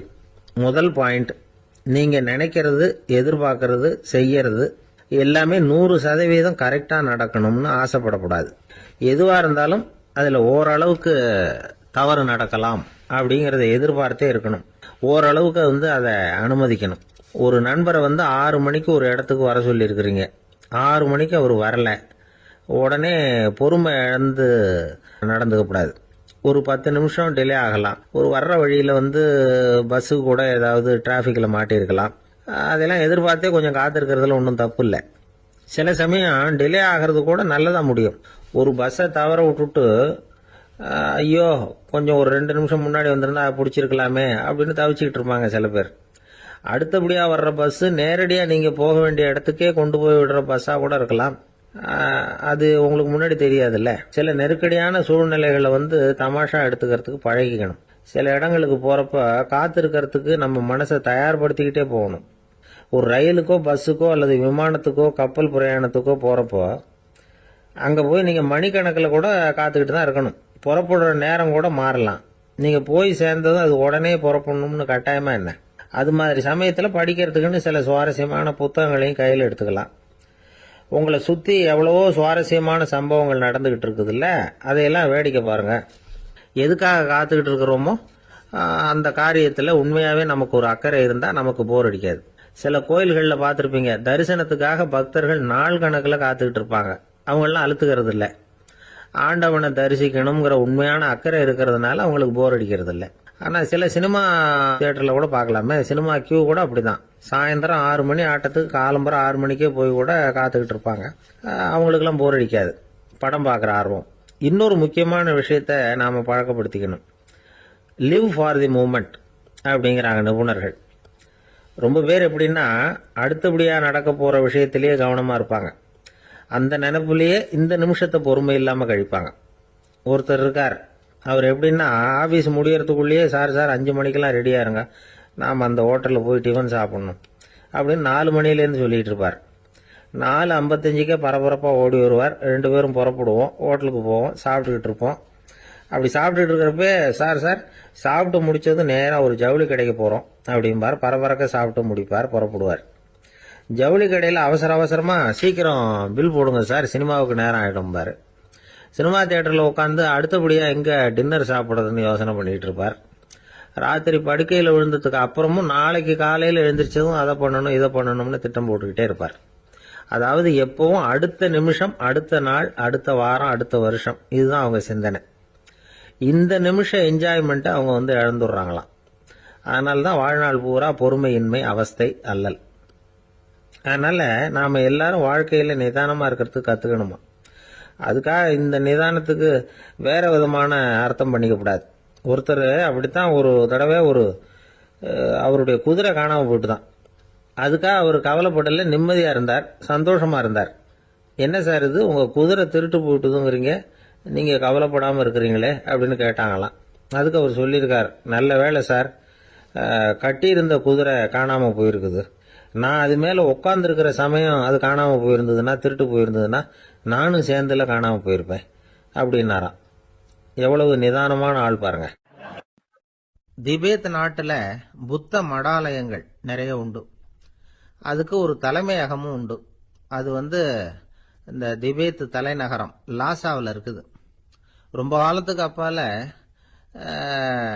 அதை பற்றியெல்லாம் நிறைய விவரங்கள் எழுதி வச்சிருக்கிறாங்க. அது இப்போவும் நமக்கு கிடைக்குது.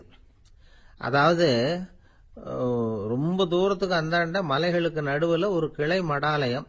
அந்த மடத்தின் தலைவருக்கு வயசாயிட்டு தான். அதனால் தலைமை பொறுப்பை வேற ஒருத்தர்கிட்ட ஒப்படைக்கலாம் அப்படின்னு முடிவு பண்ணாராம். உடனே ஒரு லாமாவை கூப்பிட்டார். அவர் மூலமாக தலைமை மடாலயத்துக்கு செய்தி அனுப்புனார், பொருத்தமான வாரிசு ஒருத்தரை அனுப்பி வைக்கும்படியாக. அந்த வாலிப லாமா புறப்பட்டார். காடு மேடெல்லாம் நடந்து போறார். ரொம்ப நாள் கழிச்சு தலைமை பீடத்தை அடைஞ்சார். தலைமை குரு கிட்ட விவரத்தை சொன்னார். தகுதியான ஒருத்தரை அனுப்பி வச்சா அழைச்சிட்டு போறேன் அப்படின்னார். சரி, நாளைக்கு காலையில் நீங்கள் அவங்க எல்லாரையும் அழைச்சிட்டு போகலாம்னார் அவர். அவங்க எல்லாரையுமா? அங்கே தேவைப்படுறது ஒருத்தர் தானே அப்படின்னார் இவர். ஆமான்னார். அப்புறம் ஏன் எல்லாரையும் அழைச்சிட்டு போக சொல்கிறீங்கன்னார். அது இப்போ உனக்கு புரியாது. நான் ஒரு 100 பிக்குகளை அனுப்புகிறேன், அதாவது பிட்சுகளை. அவ்வளவு பேரையும் அங்கே வச்சு சமாளிக்க முடியாது அப்படின்னாரு இவர். இருந்தாலும் இப்போ அந்த தலைமை குரு என்ன சொன்னார்னா, அதை பற்றி கவலைப்படாத, நான் 100 பேரை அனுப்புகிறேன். அதில் 99 பேர் வழியிலேயே காணாமல் போடுவாங்க, ஒருத்தன் மட்டும்தான் வருவான். அவனும் அங்கே சேர்ந்துட்டான்னா நீ ரொம்ப கொடுத்து வச்சவன் அப்படின்னார். இவருக்கு ஒன்றும் புரியல. இருந்தாலும் மறுநாள் அந்த வாலிப லாமா 100 பேரை அழைச்சிட்டு புறப்பட்டார். போகிற வழியிலேயே பல பேர் அங்கங்கே பிச்சுக்கிட்டு போயிட்டாங்க. அவர் சொன்னது மாதிரியே. வழியில் அவங்க ஊர்கள் இருந்தது தான் காரணம். அப்பா அம்மாவை பார்த்துட்டு வரேன் அப்படின்னு கொஞ்சம் பேர் போனாங்க. சொந்த பந்தத்தை பார்த்துட்டு வரேன் அப்படின்னு கொஞ்சம் பேர். ஒரு வாரம் ஆச்சு. இப்போ மிஞ்சினது 10 பேர் தான். வழியில் ஒரு நகரம். அங்கே சில பிட்சுக்கள் சந்திச்சாங்க. எங்கள் மடத்து தலைவர் இறந்துட்டார், உங்களில் யாராவது ஒருத்தர் எங்களுக்கு தலைவராக முடியுமா அப்படின்னு கேட்டாங்க. 10 பேரும் தயார். அதில் ஒருத்தரை அழைச்சிட்டு அவங்க போயிட்டாங்க. இன்னொரு ஊரில் சில பேர் வந்தாங்க, வழி மறிச்சாங்க. நில்லுங்க, எங்கள் மன்னர் மகளுக்கு திருமணம், அதை நடத்தி வைக்க 3 லாமாக்கள் தேவை அப்படின்னாங்க. இப்படி கொஞ்சம் கொஞ்சமா எல்லாரும் காலி. கடைசியில 2 பேரும் மிஞ்சினாங்க. அங்க ஒரு இளம்பெண் எதிரில் வந்தா. எங்க அப்பா வேட்டைக்கு போயிருக்கிறாரு, இன்னும் திரும்பி வரல. வீட்டில் வேற யாரும் இல்லை, தனியா இருக்க பயமா இருக்கு, யாராவது ஒருத்தர் எனக்கு துணையா இருக்கணும் அப்படின்னு கேட்டுக்கிட்டா. எங்க 2 பேர்ல நீயே ஒருத்தரை தேர்ந்தெடுத்துக்கோ, இல்லைன்னா எங்களுக்குள்ள சண்டை வந்துடும் அப்படின்னாங்க. இப்ப மிஞ்சினவர் ஒருத்தர். அவருக்கும் ஒரு சோதனை வந்தது. ஒரு தர்க்கவாதி எதிரில் வந்தான். உன்னோட வாதம் பண்ணணும்னா. இவனோட வாதம் பண்றேன், அது முடிய ரொம்ப காலம் ஆகலாம். தர்க்கத்துல நான் ஜெயிச்சா அங்க வரேன், இல்லைன்னா இவருடைய சீடனை ஆயிடுவேன் அப்படின்னார் அவரு. கடைசியா அழைக்க வந்த வாலிபலாமா மட்டும் வெறும் கையோட திரும்பி போனார். அங்க இருந்த வயசான மடாதிபதி கேட்டார், எத்தனை பேர் அங்கிருந்து புறப்பட்டீங்கன்னார். என்னையும் சேர்த்து 101ன்னார் அவரு. நல்லது, நீயாவது திரும்பி வந்திய, அதுதான் எனக்கு போதும். ஏன்னா நீ தான் எனக்கு உண்மையான வாரிசு. அந்த 100 பேர்ல யாரும் வரமாட்டாங்க அப்படின்னார் அவர். ஏன்னா அவருக்கு தெரியும் இவர் ஒருத்தர் தான் திரும்பி வருவாருங்கிறது. திபேத்தில் ஒரு பழங்கால பழமொழி உண்டாம், 100 பேர் செல்லலாம், எப்பொழுதாவது ஒருவன் அபூர்வமாக அடைய வேண்டிய இடத்தை அடைவான். இதுதான் அந்த பழமொழி. ஒரு உன்னதமான இலக்கை அடையணும்னா அது அவ்வளவு சுலபமான காரியம் இல்லை. இந்த காலத்து மடாலயம் ஒன்றும், அதுல ஒரு தலைவர், அவருக்கு வயசாயிட்டுது, தனக்கு ஒரு வாரிசை நியமிக்கணும் அப்படின்னு ஆசைப்பட்டார். ரொம்ப கஷ்டப்பட்டு ஒருத்தரை பிடிச்சார். தனக்கு வாரிசா நியமிச்சுட்டு அவர் சமாதி ஆயிட்டார். புதுசா பொறுப்பேற்றுக்கிட்டவர் அப்படியே உட்காந்துருந்தார். அவரை தேடிட்டு பத்திரிகை நிருபர்கள்லாம் வந்தாங்க, கேட்டாங்க. அவர் உங்க பொறுப்புல அவர் பெரியவர் விட்டுட்டு போன இது எவ்வளவு சுமாரா தேரும், எவ்வளவு விட்டுட்டு போனார் அப்படின்னு கேட்டிருக்கிறாங்க. அது என்ன ஒரு 50 லட்சம் இருக்கும் அப்படின்னாராம். அவ்வளவும் பணமா அப்படின்னு கேட்டிருக்காங்க. இல்லைங்க, கடன் அப்படின்னாராம் இவர். ஒரு காட்டுல ஒரு நரி இருந்தது. ஒரு நாள் காலை நேரம் அது தன்னுடைய இருப்பிடத்திலிருந்து வெளியில வந்தது. கொஞ்ச தூரம் நடந்து வந்தது. அப்பதான் அது தன்னோட நிழலை கவனிச்சு பார்த்தது. பார்த்தா அது ரொம்ப நீளமா பெருசா இருக்குது. காலை நேரத்துல நிழல் அப்படித்தானே இருக்கும். ஆனா அந்த நரிக்கு அந்த விஷயம் தெரியல. தன்னுடைய நீண்ட பெரிய நிழலை பார்த்து ஆச்சரியப்பட்டது. ஆஹா, நாம இவ்வளவு பெருசாவா இருக்கிறோம் அப்படின்னா என்னுடைய காலை சாப்பாட்டுக்கு ஒரு யானை இல்லைன்னா ஒரு ஒட்டகம் கிடைச்சாதான் சரியா இருக்கும் போல இருக்கு அப்படின்னு முடிவு பண்ணிட்டுது. உடனே ஒரு யானை அல்லது ஒட்டகத்தை தேடி அலைஞ்சது, எங்க கிடைக்கும்னு. கிடைக்கவே இல்லை. மத்தியானம் 12 மணி ஆயிட்டுது. பசியோடு அலையுது. இப்ப தன்னோட நிழலை பார்த்தது. அது மத்தியான நிழல் எப்படி இருக்கும், அது ரொம்பவும் குறுகி போய் தெரிஞ்சது. உடனே அந்த நரி என்ன நினைச்சுக்கிட்டு தான் தெரியுமா, காலை ஆகாரம் சாப்பிடாததுனால நம்ம உடம்பு இப்படி அழிச்சு போட்டுதே அப்படின்னு நினைச்சுக்கிட்டு தான். கொஞ்ச நேரம் கழிச்சு மறுபடியும் தன்னுடைய நிழலை பார்க்குது. அது இன்னமும் குறுகி போய் காலடியிலேயே வந்துட்டுது. அதுக்கு பயமா போயிடுது. ஐயோ, இன்னும் கொஞ்ச நேரத்துல நாம இறந்துருவோம் போல இருக்க, இப்ப என்ன செய்யறது? இந்த சமயத்துல ஒரு எறும்பு கிடைச்சா கூட போதும், அதை நம்ம காலை ஆகாரமா நினைச்சு சாப்பிட்டு விடலாமே அப்படின்னு நினைச்சுதான். நம்முடைய நிழல் கூட நம்மள மாதிரியே தான் அடிக்கடி மாறிக்கிட்டே தான் இருக்குது. அது எப்பவும் ஒரே மாதிரி இருக்கிறது இல்ல. மனிதனுக்கு ஏற்படுகிற தன்முனைப்பு இருக்கு பாருங்க, ஈகோ, அது கூட ஒரு நிழல் மாதிரி தானா. அப்படி நினைக்க ஆரம்பிச்சுட்டா அதனால ஏதும் பிரச்சனை வராதான். தன்முனைப்பை நிழல் போலவே ஏற்றுக்கொள்ளுங்கள் அப்படிங்கிறது பெரியவங்க கருத்து. ஒரு காரியத்தை வெற்றிகரமா நல்ல விதமா செஞ்சு முடிக்கிறோம்னு வச்சுக்கோங்க, அந்த சமயத்துல ஒரு வித நுட்பமான தற்பெருமை நமக்குள்ள உண்டாகுது. இது இயற்கையானது, அதனால இது மேல பற்று வைக்கக்கூடாது. அப்படி வைக்க ஆரம்பிச்சுட்டா அந்த தற்பெருமை ஒரு நிரந்தர விருந்தாளியா நம்ம கிட்ட தங்கிக்கும். நம்ம நிழல் எப்படின்னு பாருங்க, நாம நடக்கும் பொழுது நம்ம பின்னாடியே வரும். தன்முனைப்பையும் அப்படியே நினைச்சுக்குங்க. நிழல் யாருக்கும் எந்த பிரச்சனையையும் உண்டாக்குறது இல்லை. ஆனா அந்த நிழலை கண்டே நாம பயப்பட ஆரம்பிச்சுட்டா நாம எதுலயும் வெற்றி காண முடியாது. நிழலோட சண்டை போடக்கூடாது. அது மாதிரி தன்முனைப்போடவும் நாம சண்டை போட வேண்டியதில்லை. இல்லாத ஒன்றோடு சண்டை போடுறது எப்படின்னா, அது இருட்டோட சண்டை போடுறது மாதிரி. நாம நிழல் கிடையாது, நம்ம கிட்ட இருக்கிற தன்முனைப்பு ஒரு நிழல். நம்ம நிழலையும் நமக்கு சமமா பாக்குறோம் பாருங்க, அங்கதான் சிக்கலே ஆரம்பம். இப்போ நாம நடந்து போயிட்டு இருக்கிறோம், நம்ம நிழல் தரையில விழுது. யாரோ ஒருத்தர் நம்ம நிழல் மேல காலை வச்சு நடந்து போறார். உடனே அவர்கிட்ட சண்டைக்கா போறோம், ஏண்டா என் நிழலை மிதிச்ச அப்படின்னு. நமக்கு தெரியும் அது நிழல் தாங்கிறது. அவர் உங்க மேல நடக்கல, உங்களுடைய நிழல் மேலதான் நடக்கிறார். அது மாதிரி உங்க தன்முனைப்பின் மேல யாராவது நடந்தா உங்களை அவமானப்படுத்துறதா நினைக்கிறீங்க. காரணம், நாமளும் நம்ம தன்முனைப்பும் ஒண்ணுங்கிற நினைப்பு தான் காரணம், மற்றபடி வேற ஒண்ணும் கிடையாது. நம்ம நிழல் மேல நடக்கிறவர் நம்மளை காயப்படுத்துறது இல்ல. தன்முனைப்பை வேண்டாத ஒன்னாவும் பார்க்க வேண்டியதில்லை.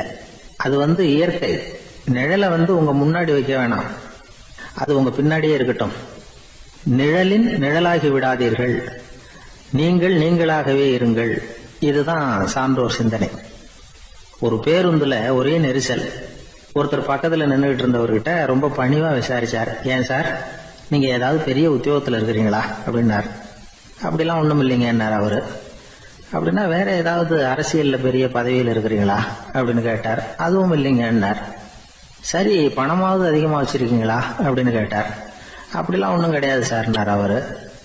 அப்புறம் எதுக்குடா என் காலை மிதிச்சுக்கிட்டு இருக்கிற, இடரா காலை அப்படின்னாராம். ஒரு ஆள் இருந்தான், நிறைய பணம் சம்பாதிச்சான், ஆனா செலவு பண்ண மனசு வரல, கருமி. அவன் என்ன பண்ணா, சேர்த்த பணம் பூராவையும் ஒரு மரத்தடியில புதைச்சு வச்சிருந்தான். வாரத்துக்கு ஒரு தடவை அந்த மரத்தடிக்கு வருவான், புதைச்ச இடத்த அவளோட பாத்துக்கிட்டு இருப்பான், அதுக்கப்புறம் போயிடுவான். அவ்வளவுதான். ஒரு நாள் ஒரு திருடன் வந்தான், இவன் புதைச்சு வச்சிருந்ததெல்லாம் எடுத்துட்டு போட்டான். இது தெரிஞ்சு போச்சு. அந்த கருமி புலம்ப ஆரம்பிச்சுட்டான். இவன் புலம்பல கேட்டதும் அக்கம் பக்கத்துல இருந்தவங்க எல்லாம் ஓடி வந்தாங்க. என்ன விஷயம்னு விசாரிச்சாங்க. இவன் சொன்னான். ஒரு பெரியவர் கேட்டார், ஏப்பா வாரம் இந்த இடத்த பாக்குறதாக சொன்னியே, எப்பவாவது இதுல இருக்கிற பணத்தை எடுத்து செலவு பண்ணிருக்கியா அப்படின்னு கேட்டார். நான் அப்பப்போ அதை பாக்குறதுதான் வழக்கம், அதை தொட்டதே இல்லைன்னு. அவன் சரி அப்படின்னா இப்பவும் நீ அதே மாதிரி வாரம் ஒரு தடவை இந்த இடத்த பாத்துட்டு போகலாமே அப்படின்னாராம் அந்த பெரியவர். அதுவும் சரிதானே, எவ்வளவு காலமானாலும் அவன் அந்த பணத்தை எடுத்து செலவு பண்ண போறதில்ல. அப்படி இருக்கிறப்ப உள்ளே பணம் இருந்தாலும் ஒண்ணுதான், இல்லாம போனாலும் ஒண்ணுதான். இதுல இருந்து என்ன புரியுதுன்னா, ஒருத்தர் கிட்ட இருக்கிற பணத்தை கொண்டு அவரு பணக்காரரா ஏழையா அப்படின்னு முடிவு செய்யறது சரியில்லை. அந்த செல்வத்தை அனுபவிக்கிற திறன், பயன்படுத்துற திறன், அதை வச்சுதான் அவர் ஏழையா பணக்காரரா அப்படிங்கறத நிர்ணயம் பண்ணணும். அதுதான் சரி. செலவு பண்ண தெரியாதவன் சேகரம் பண்ணிட்டே இருக்கிறதுனால என்ன பிரயோஜனம்? தலைமுடியே இல்லாதவன் தாராளமா சீப்புகளை வாங்கி சேகரம் பண்றது மாதிரி தானே இது. சில சமயம் செலவு பண்ண நாம தயாரா இருந்தா கூட அந்த செல்வம் நமக்கு பயன்படுறது இல்ல. அரேபியாவில் ஒரு நகை வியாபாரி விலை உயர்ந்த முத்துக்களை எல்லாம் அவர் வச்சு வியாபாரம் பண்ணிட்டு இருந்தார். அவர் ஒரு சமயம் ஒரு பாலைவனம் வழியா போயிட்டு இருக்கிறார் ஒட்டகத்துல. அப்போ திடீர்னு கடுமையான புயல் வீச ஆரம்பிச்சுட்டு திசை தவறி இவர் எங்கேயோ வந்துட்டார். கூட வந்தவங்களையும் காணல, எங்க போனாங்களும் தெரியல. இவர் ரொம்ப பயந்து போய் அங்கேயும் இங்கேயுமா அலைஞ்சு திரியிறார். வழியே தெரியல, பசி கடுமையாயிட்டுது. ஒட்டகத்து முதுகுல ஒரு மூட்டை இருந்தது, அதை பிரிச்சு பார்த்தார். உள்ள ஏதாவது இருக்கான்னு தேடி பாக்குறார். அது வரைக்கும் கண்ணுல தட்டுப்படாத அபூர்வமான ஒரு பை கண்ணுல போட்டது. ஆஹா, அதுல ஏதாவது சாப்பிடறதுக்கு இருக்கும் அப்படின்னு நினைச்சு ஆவலா அதை பிரிச்சு பாக்குறார்.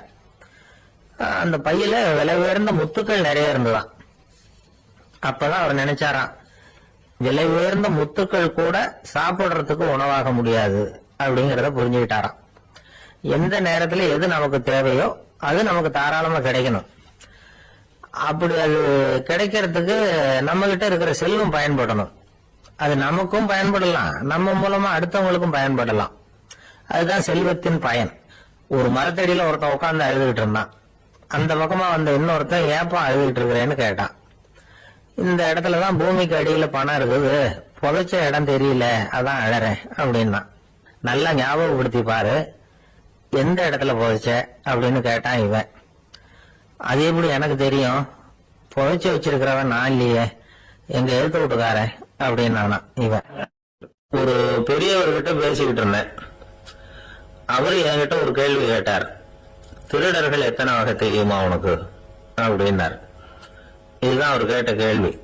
எதுக்காக என்ன பார்த்து அந்த கேள்வி கேட்டாரு தெரியல. இருந்தாலும் நான் அவருக்கு பதில் சொன்னேன்.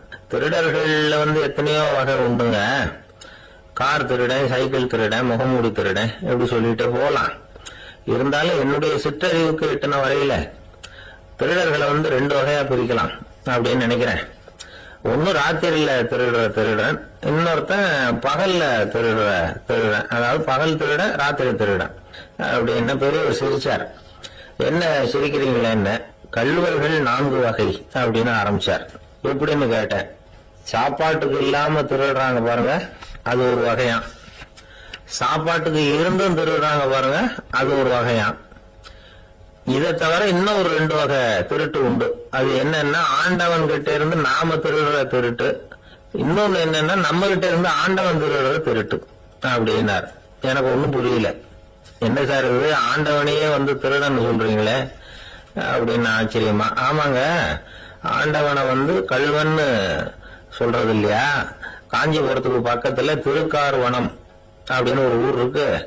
அங்க உள்ள பெருமாளுக்கு வந்து கள்வர்னு தான் பேரு.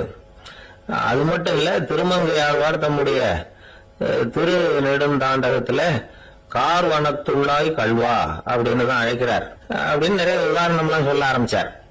அதுக்கப்புறம் அவர்கிட்ட பேசி நான் புரிஞ்சுக்கிட்ட விவரங்களை தான் இப்போ உங்ககிட்ட சொல்ல போறது. அதாவது அவர் சொன்ன முதல் வகை திருடர்கள் வந்து சாப்பாட்டுக்கு இல்லாம திருடுறவங்க. இவங்களை வந்து திருத்தி விடலாம். சாப்பாட்டுக்கு இருந்தும் பணம் சேர்க்கணுங்கிற ஆசையால பொய் கணக்கெல்லாம் எழுதுறாங்க பாருங்க, அவங்க தான் 2வது வகை. 3வது வகை திருட்டு தான் மிகப்பெரிய திருட்டு. இறைவனுக்கு சொந்தமானதை நம்முடையதுன்னு நினைக்கிற திருட்டு. எது இறைவனுக்கு சொந்தமானது அப்படின்னா ஆத்மா. பகவானுக்கு சொந்தமான ஆத்மாவை நம்முடையதுன்னு நினைக்கிறது தான் அந்த மாபெரும் திருட்டு. இதுக்கு பேரு தான் ஆத்மாபகாரமா. சரி, இதுக்கு பரிகாரம் என்ன? எல்லாம் இறைவனுடையது, நமக்கு ஒண்ணும் இல்ல அப்படின்னு நினைக்கிறது தான் இதுக்கு பரிகாரம். இதெல்லாம் இருக்கட்டும். 4வது திருட்டு ஒண்ணு சொன்னோம்ல, ஆண்டவன் நம்ம கிட்ட இருந்து திருடுறது. அது எப்படி? ஆண்டவனை வந்து கள்வன்னு சொல்றாங்க, அது சரி. அவர் என்னத்தை திருடினார்? இப்போ இன்னொருத்தருக்கு சொந்தமான ஒன்னை எடுத்து வச்சுக்கிறது தான் கள்ளத்தனம். ஆனா ஆண்டவன் எடுத்துக்கிட்டோம்னா இருக்கிறது எல்லாமே அவனுக்கு சொந்தம். அப்படி இருக்கிறப்போ அவரை எப்படி கள்வன்னு சொல்றது? இது என்ன புரியாம இருக்குது அப்படின்னு சொல்லி பார்த்தா அதுக்கும் விளக்கம் சொல்றாங்க அவங்க. அதாவது ஆண்டவனுக்கு வந்து உருவமே கிடையாது, அருவமா இருக்கிறவன், அதாவது உருவம் இல்லாம இருக்கிறவன். அப்படி உள்ள பகவான் வந்து நம்மள மாதிரி உருவத்துல இருக்கிறான். நம்மள மாதிரியே கைய காலு மூக்கெல்லாம் இருக்குது ஆண்டவனுக்கு. இந்த உருவம் நம்ம கிட்ட இருந்து திருடினது தானே. அவன் வந்து தன்னுடைய உண்மையான திருமையை வந்து நமக்கு காட்டாம, அதாவது தரிசனம் கொடுக்காம இருக்கிறது கள்ளத்தனம் தானே. அதனாலதான் இதுவும் ஒரு பெரிய திருட்டு, இருக்கிறதுலயே மிகப்பெரிய திருட்டு அப்படிங்கிறார்.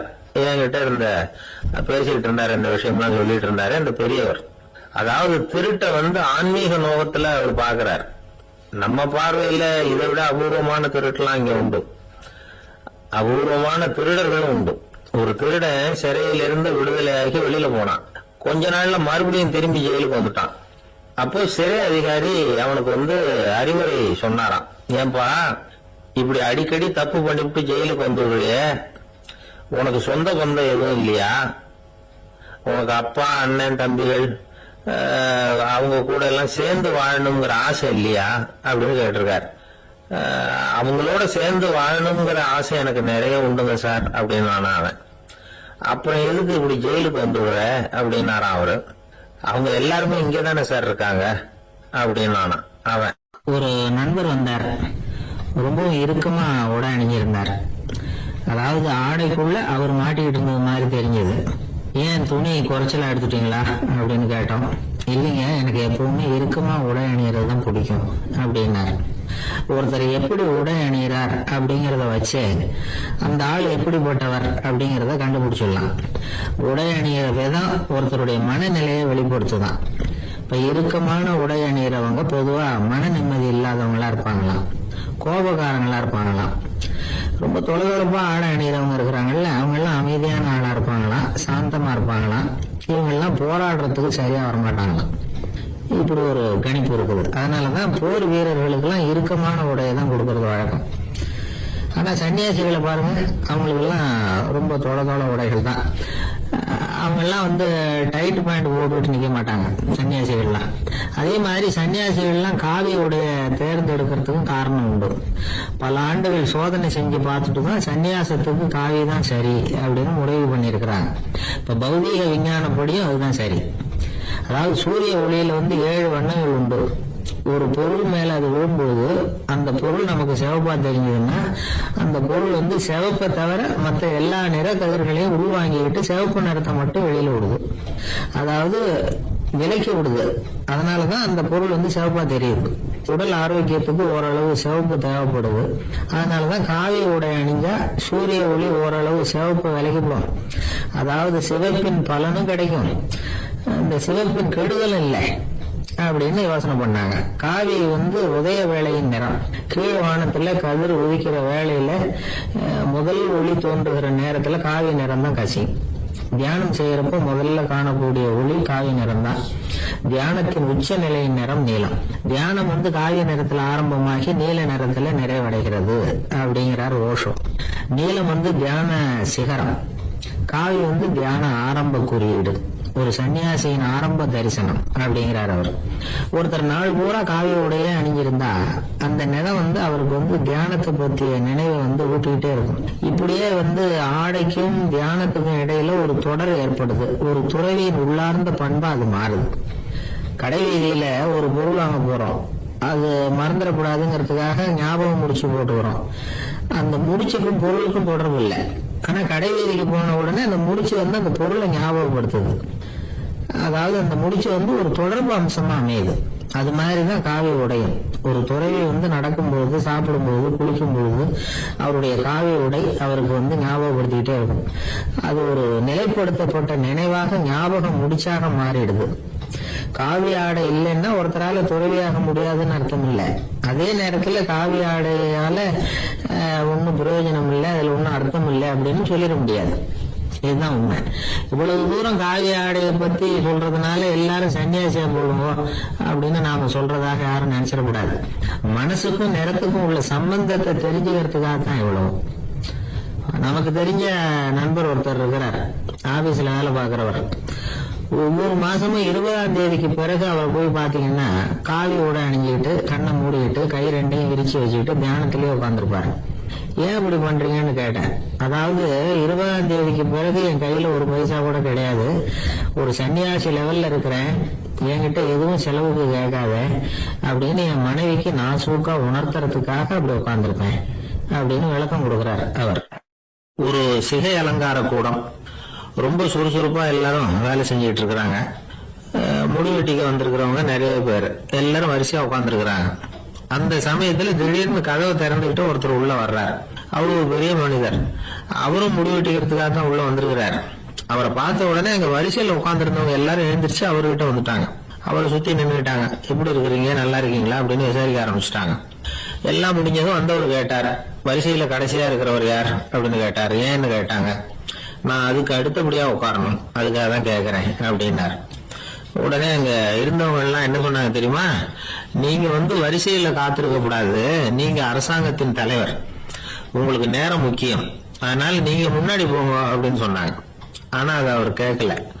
தோழர்களே, உங்களுடைய கருத்துக்கு ரொம்ப நன்றி, எல்லாரும் வரிசையா தான் வரணும், அதுதான் முறை, வரிசையில வரணுங்கிற நடைமுறையை நானும் பின்பற்ற விரும்புறேன், நாம எல்லாரும் சமமானவர்கள் அப்படின்னார். இப்படி சொல்லிவிட்டு வரிசையில கடைசியா இருந்த ஒரு நாற்காலியில போய் உட்கார்ந்துகிட்டார். தன் சட்டை பையில இருந்த ஒரு செய்தித்தாளை எடுத்தார், படிக்க ஆரம்பிச்சுட்டார். ஆனா அங்க இருந்தவங்களால இதை பாத்துக்கிட்டு சும்மா இருக்க முடியல. ஒருத்தர் எழுந்திரிச்சு வந்தார். ஐயா, இப்ப என்னுடைய முறை வந்திருக்குது, நான் தான் போக வேண்டிய முறை, உங்களை இங்க காத்திருக்க வைக்கிறத விட ஒரு 5 ஆண்டுகளுக்கு கூட நான் முடிவெட்டிக்காம இருந்துட முடியும் அப்படின்னார். அவர் மறுபடியும் சொன்னார், ஐயா, நீங்க வரிசை முறையை தாண்டி போக விருப்பப்படல, சரி, ஆனா என்னுடைய முறையை மாத்தி கொடுக்கறதுக்கு எனக்கு முழு உரிமை இருக்குது. இதுக்கு பதிலா உங்களுடைய கடைசி இடத்தை நான் எடுத்துக்கிறேன், இதை நீங்க மறுக்க முடியாதுன்னார். அங்க இருந்த மத்தவங்களும் இதை ஒரு மனசா வற்புறுத்த ஆரம்பிச்சுட்டாங்க. அந்த பெரிய மனிதர் பார்த்தார், சரின்னு கடைசியா ஒத்துக்கிட்டார். அவர் யார் தெரியுமா, அவர் தான் மாவீரர் லெனின்.